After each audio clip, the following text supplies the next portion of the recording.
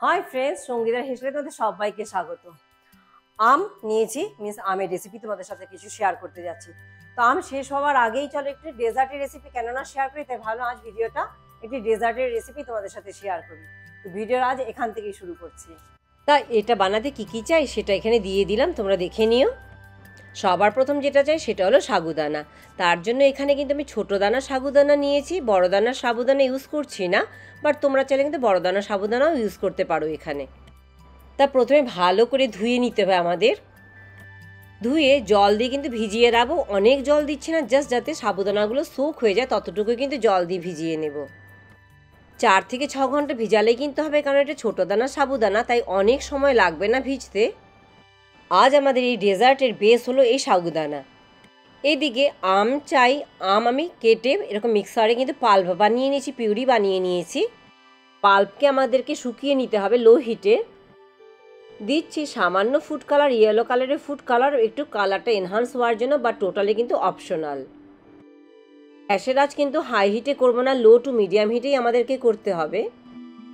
এবার দিচ্ছি 2 টেবিল চামচ চিনি।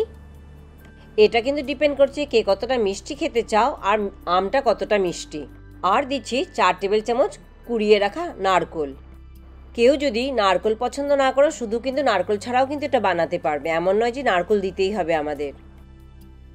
সব কিছু কিন্তু মিলেমিশে 8 থেকে 10 মিনিট লেগে যাবে এই ম্যাঙ্গোর পাল্পটি শুকিয়ে একটু ড্রাই কনসিস্টেন্সিতে নিয়ে আসার জন্য। তোমরা আমার ফেসবুক পেজ থেকে এই ভিডিওটি দেখে থাকলে কিন্তু ফেসবুকের পেজটি লাইক করে আমার চ্যানেলটি সাবস্ক্রাইব করে দিতে একদম ভুলো না। আমের মরশুম শেষ হওয়ার আগে ঝটপট রেসিপিটি বানিয়ে খেয়ে দেখো তোমরা, অবশ্যই ভালো লাগবে তোমাদের এই রেসিপিটি।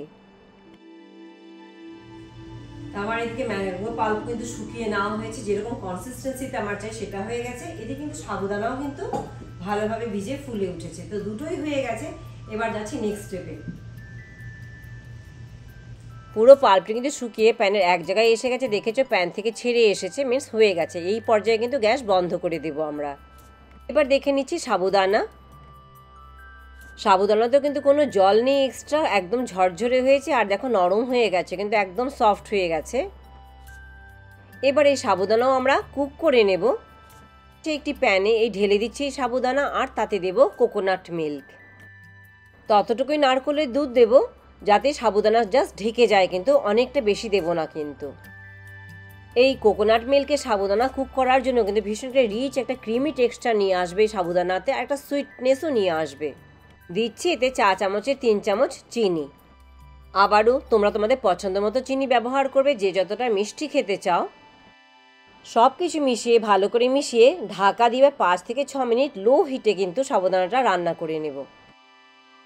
এবার ঢাকা খুলে ঢাকা ছাড়াই কিন্তু সাবুদানাটি রান্না করে নেব, যতক্ষণ পর্যন্ত না সাবুদানাটি পুরো শুকিয়ে আসে।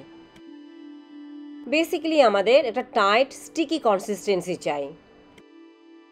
পুরো নারকেলের দুধ কিন্তু শুকিয়ে গেছে, কোনো নারকেলের দুধ কিন্তু এক্সট্রা নেই, আর সাবুদানাও কিন্তু অলরেডি তো সেদ্ধ হয়েই গেছিলো আগেই, পুরো একটা টাইট কনসিস্টেন্সিতে চলে এসছে কিন্তু। তা আমাদের ম্যাঙ্গো কিন্তু আমের পাল্পটা কিন্তু শুকনো হয়ে গেছে, সাবুও হয়ে গেছে, কিন্তু একটু ঠান্ডা হতে দিতে হবে প্লেটিং করার আগে। তো তোমরা এখানে কোকোনাট মিল্কের জায়গায় প্লেন মিল্কও ব্যবহার করতে পারো, জলও ব্যবহার করতে পারো, টোটালি অপশনাল। প্লাস তোমরা থাই স্টিকি রাইসও কিন্তু ইউজ করতে পারো সাবুদানার জায়গায়। তো অনেকগুলো অপশন দিয়ে দিচ্ছি, যার যেটা পছন্দ সেভাবেই করবে। তো আমি একটু ওয়েট করছি প্লেটিং করার আগে, যাতে সাবুদানাটা একটু ঠান্ডা হয়ে যায়। প্লেটিং করার জন্য নিয়েছি এখানে রিং সাইজে একটা মোল্ড নিয়েছি। এবার তাতে দিয়ে দেবো সাবুদানার যে মিশ্রণটি বানিয়েছি সেটা।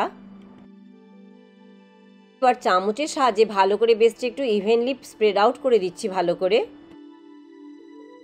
তোমরা চাইলে কিন্তু 2-3টেও লেয়ার বানাতে পারো, আমি এখানে একটা লেয়ার দিয়ে বানিয়ে দেখাচ্ছি তোমাদের।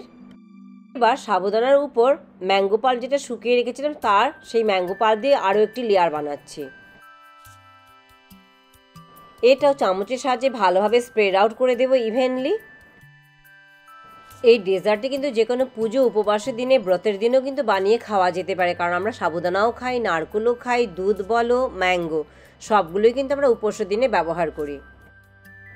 এবার খুব আলতো হাতে মোলটি তুলে নিচ্ছি।